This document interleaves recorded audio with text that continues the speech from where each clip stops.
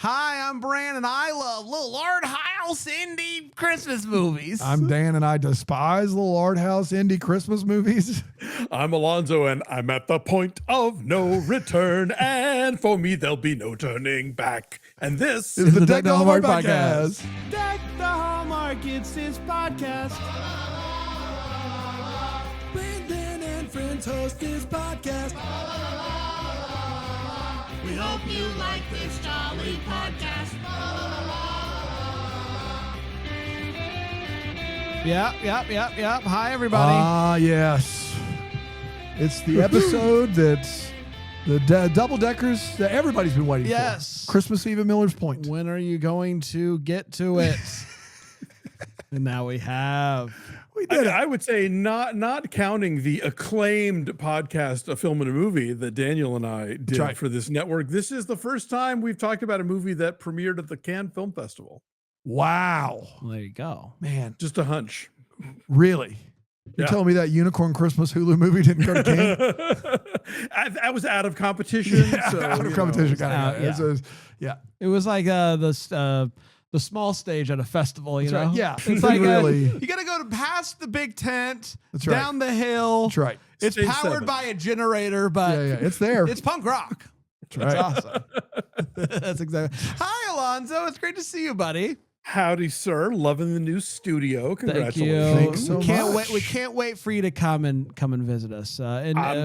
Very soon Yeah. at Bramblefest. Few months. Very excited. Very excited. And of course, if you're not watching on Philo, you're missing on all of the new updates. Yeah. Look at it all. Look at that. Look at a it painted all. mural where we A- don't have to deal with TVs or curtain rods or anything. A It's little just there. Debbie. I'm understanding that's a 4 for 2 over there. 4 for 2. I mean, it looks- What's the horse? It's just Oh, the well, horse. Of yeah, course. yeah. I get it. I said it. Did you and then say I knew horse? What it was. Yes. There's a chance that's also Dominic the Donkey. I don't know. I think it could go either way. Oh, yeah, true. Oh, there's a horse up there. That's a way. horse. That's a Dominic donkey. the donkey. Oh, over okay. there. Yeah. Got it. So it's all. I see someone's pants, It was. Yeah. And, Yeah. I think it's my pants. A Pop Tart. 2 peppermint mochas. That's right. It's all Very there, exciting. everybody. It's all there. It's all Don't there. worry. Alonso, miss do you a have thing. anything for the people that you'd like to, say before we dive in? Oh, wow. It's a great time to reread the Declaration of Independence, as it turns out. So relevant. Yeah. That's actually what we're going to do today instead of talking about Christmas Eve. We're When in the course of human events. we're talking Christmas Eve in Miller's Point. It did premiere at some little festival somewhere. Cannies, I believe. Cannies, yes. I believe. Yeah. It's Candies. a fried chicken joint, Yes. raising cannies. Yes. And they also do a film. they open at the parking lot and they on projection. Now, And they do They have women's an, shoes. They have an Epson projection. Now you, Josh, but I don't hate this idea. A festival in a chicken. Ooh, the Raising Cane's Film Festival? Oh, Dude, my man. God. Dude, they should 100% do that. I'm gonna email. It's really- I'm gonna email. They're And the only throwing money in the street. qualification is that the movie at some point has to have chicken. In it. I love. Doesn't have to be for very long. It doesn't have to be the central point of your film, but it has Sure. to have in At least some a way, shape, or cameo. form at least a cameo of chicken. Yeah, That's my exactly short right. my short film premiered at Zaxby's. That's where it premiered. It was a Zaxby's premiere. It was well received. I won The the rivalry with standing those two. ovation I at won- the Zaxby's Film Festival. I won the 11 minutes. I won the Nuts. the Tinder to Zax. It was good. It was a big night for me. It was a big night on my first try, nonetheless. Amazing. It's unbelievable. Really good. Yeah. The Really good. pre de sauce. That's right. Yeah, of course. Yeah. Ooh, I didn't know. What was it about? I didn't know. Well, you know what? You got to see it. Okay. I don't want to. You can't. It's not even something you can explain. Yeah. A similar actually to Christmas Eve at Miller's Point. I'm going to talk about it. I'm going to do my best, and it's going to be a lot of fun. Originally at the festival, and then November 8th, 2024, everywhere else. And it went a little something like this. We meet the Balsano family. They are all getting together at the old family home. It is a big family, a big house, big Lots and lots of table. room. That's right. Exactly right. Complete with dads talking about how robots are going to be running the world soon. We get bacon. We get grandma. We get kids playing video games with controllers that are still connected via a wire. It's a wonderful time.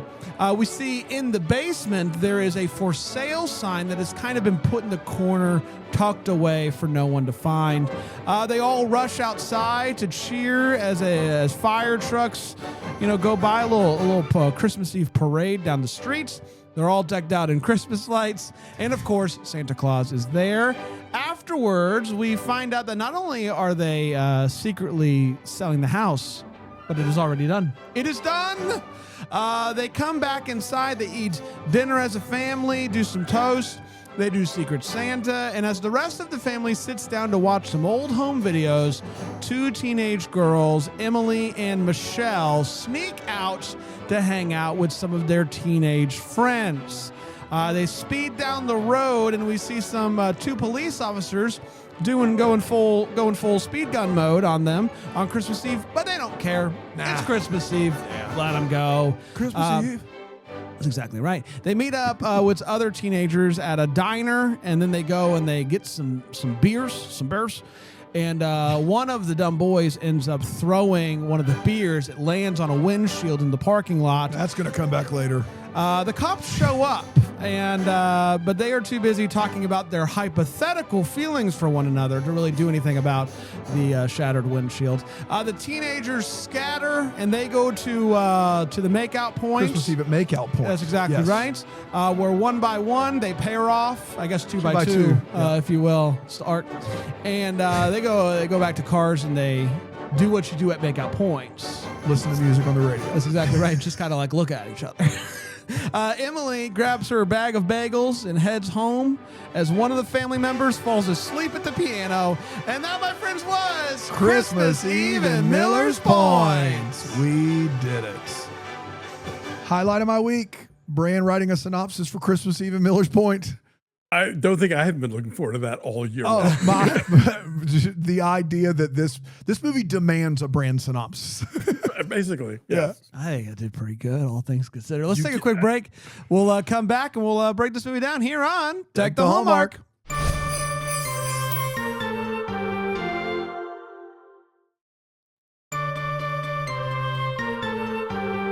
Welcome back, everybody. We're talking about Christmas Eve in Miller's Point. We are still in the midst of tackling some movies that we missed from 2024.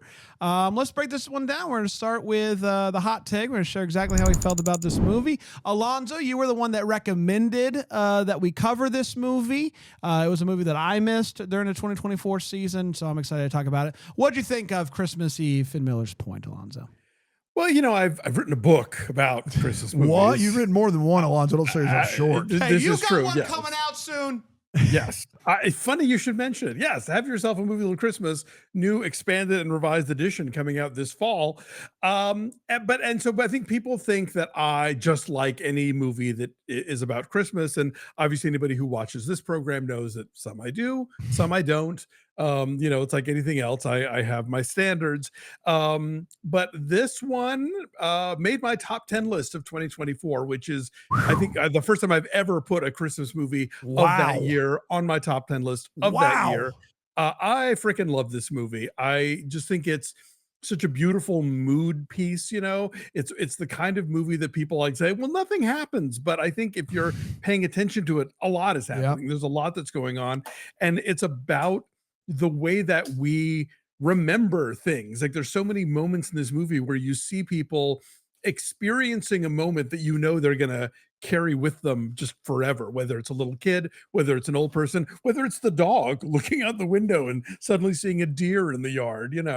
I just think this is extraordinary. And the first time I watched it, I wasn't sure like who everybody was or what was going on or where it was going to go.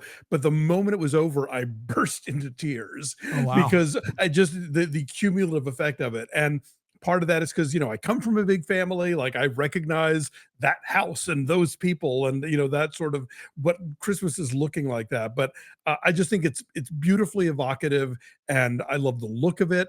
Which we'll get into. I just love this movie. I'm so glad we're finally getting to talk about it. Let's go to Bran. I did not like this movie. I think I'm one of those people that Alonso was talking about. That's like, when's When's the movie? When's it gonna start? I'll say this about this movie: beautifully shot, amazing scenery, lots of Christmas. It is something that I would put on for vibes. You know, maybe turn the volume down, turn the music up, just have good vibes, great vibes. Yeah. It's just not my thing. This, whatever it is not for me. I did not cry. I did chuckle a couple times. There were a couple of funny moments, but I don't like it when I am watching a movie and I just am like, I feel like, Is this movie making fun of me? I literally said to Dan, I don't think I'm smart enough to watch this. I watch this movie and I say, I feel like everybody else is in on a joke. I feel like I walk into a room and everybody's talking about how good this is. And I'm like, I think I missed it all.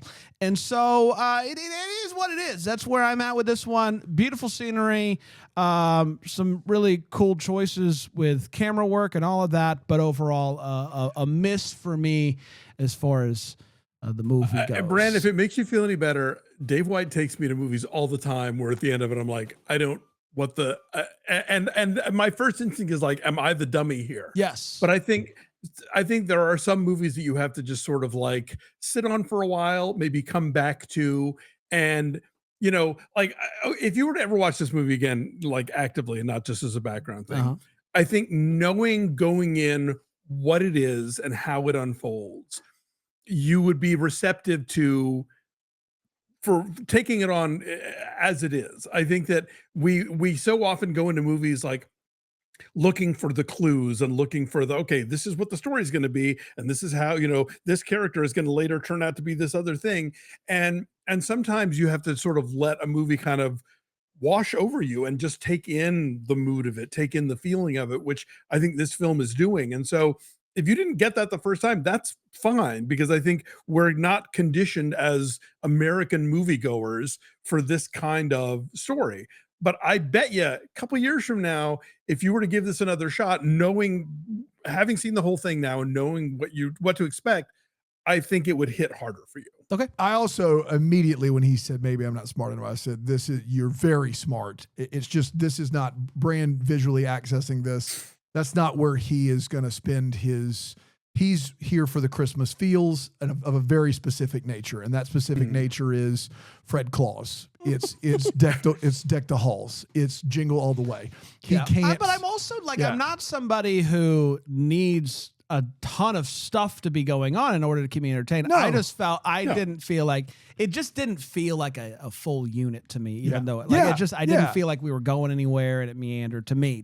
We weren't going anywhere. Yeah. I will say this. This is quite a marvel of a movie. It's a really good movie. I don't know if it's one I would watch regularly. But you know, there's a saying in math that you can't extrapolate from a single data point. So if you have 1 point in time where something happens, that doesn't mean if you had a car accident in one day, you wouldn't have a car accident every day. It's dumb to extrapolate from a single data point. This movie tries to let you access people's souls and lives from one data point. That's what it does.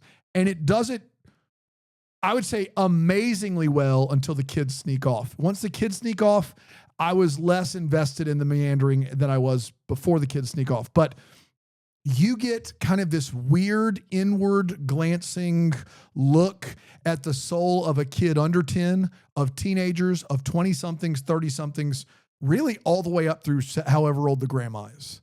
They're all at a specific stage of life, experiencing the same event with different memories, which is very much what Christmas is. And so there's some very poignant moments in the movie. There's some moments that are really sad, of someone who's just getting so incredibly drunk because he just thinks it's all over. He thinks his best years are behind him and it's all over. Some really funny moments, a prayer that doesn't end that's very, very funny.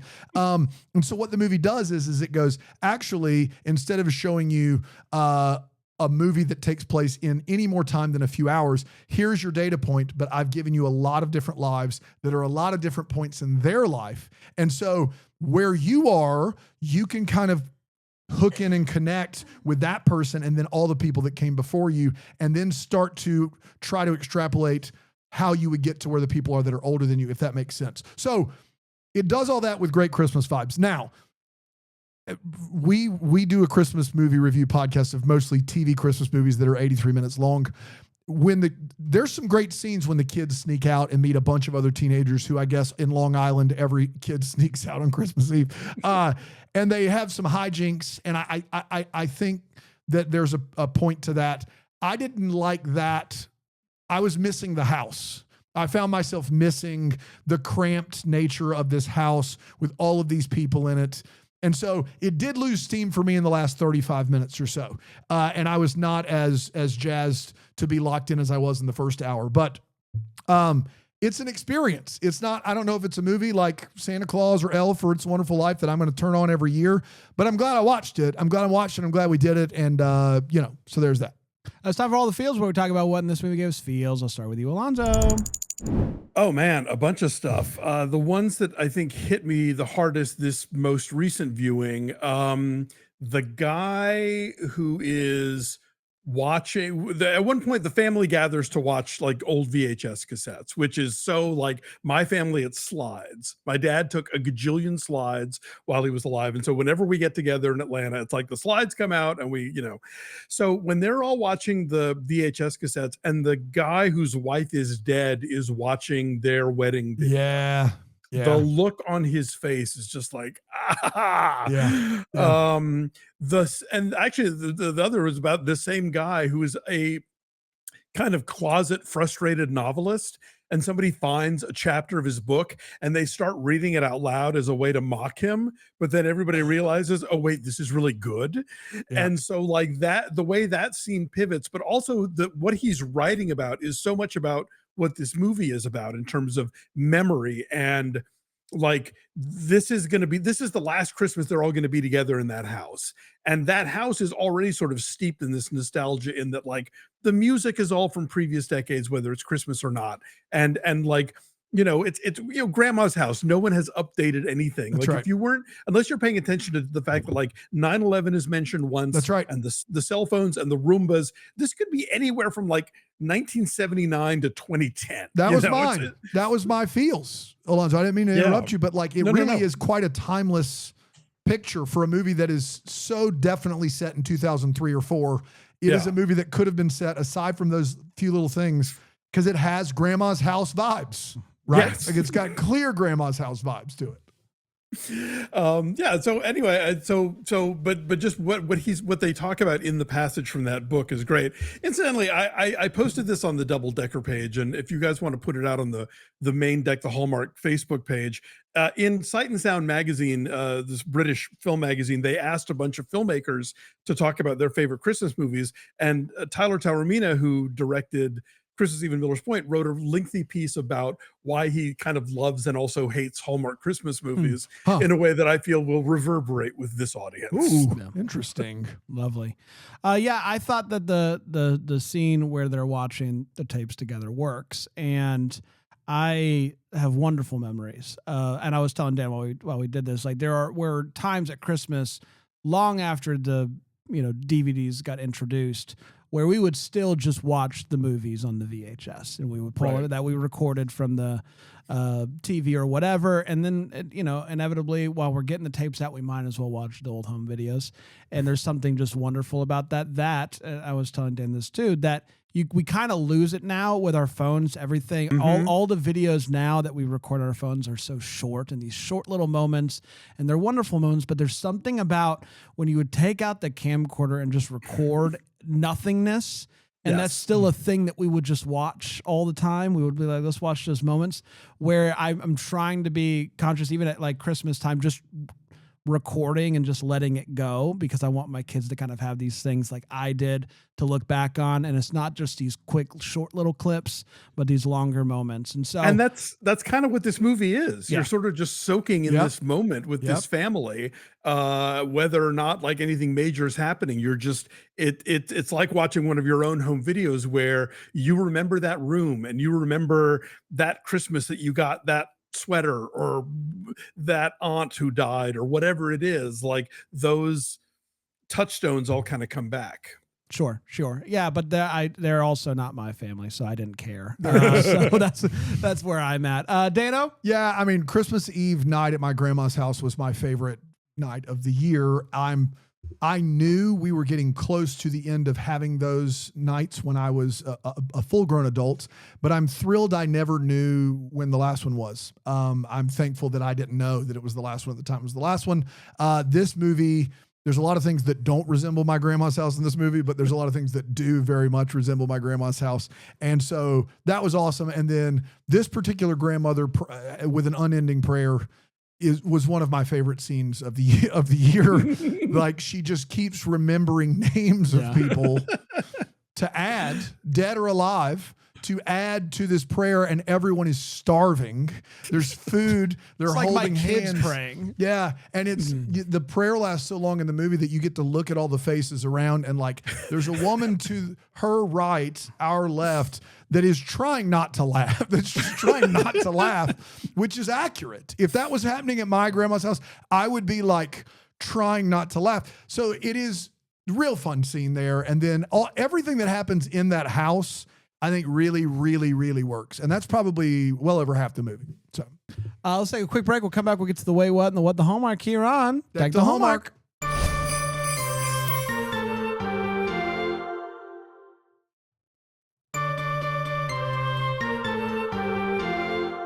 Welcome back, everybody. We're talking about Christmas Eve and Miller's Point. And it's time for the Wait What, where we're talking about what in this movie made us go, wait, what? I'll start with you, Alonso.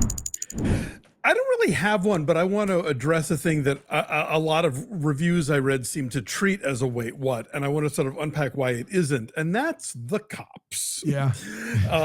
Who act very eccentrically, and people have pointed out, what, their uniforms are out of date, and they this and that, and I want to make the case that they're not cops.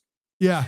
That they are two guys who are cosplaying as cops, who have bought old uniforms from like wherever. They've rigged up a cop car with a siren, but they're not cops. And there's a couple of clues to this. First of all, one of the first lines that the dad has when they're driving to the house is he tells his son in the back seat, keep an eye out for the weirdos.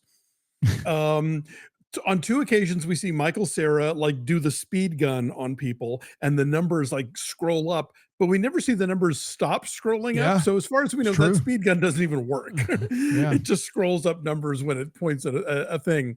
When the teenager throws the bottle of booze and breaks the lady's windshield, and we go back to that later, she says to her friend on the phone, I called the cops, but no one's helping. Huh. So like they're there, like they showed up with the dog that they just hopped in the back seat, but they're not cops. So that is my I think that you're is my right. TED Talk. I've been sold. I think you're right on that. Let me ask you this. So the whole conversation about like the hypothetical, like if there was a cop who do you think that they are already a couple, and this is like just a thing they're doing?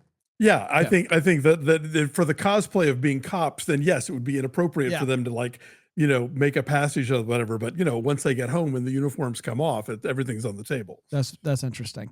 Yeah, I mean, I don't have a ton of wait whats, but I got very excited that there's somebody. This is a hard movie to keep track of who is who and all of that, and so they do a thing at the end of this movie where they give you all the names and the actor and then who they're playing with their faces. And there was somebody in this movie, and I didn't know it, but their name is Fitzy. And oh yeah, there was. I know Rick noticed it. Not the Fitzy. Not the Fitzy. Fitzy. And I got to be honest, I have never met a Fitzy aside from our Fitzies, Rick. I don't know if you have. Well, I'm a big Keep fan, so What? Keep? Keep? Christmas Eve in Miller's Point. Come on, man. Sorry. Keep. Sorry, you just think you just can't put any respect on the name of Keep? In my defense, you don't even know Keep. You don't get Keep. I wasn't picking up you on don't the know M. it. You I wasn't don't picking get up it, on and the you don't know Keep. it. Keep. Come on, man. Come on, man. So shout out to Fitzy. I Shout love out to you. Keep. And I now have a new thing that I would like to try thanks to this movie, which is just bag a bagel. It's where you walk down streets and look at Christmas lights and have a bag of bagels. And I think that's real nice. It's not something that I knew I wanted, and now I do. And so here we are. Dan? Yeah, I got two. One of them is I am shocked at the number of kids sneaking out of their parents' house on Christmas Eve night.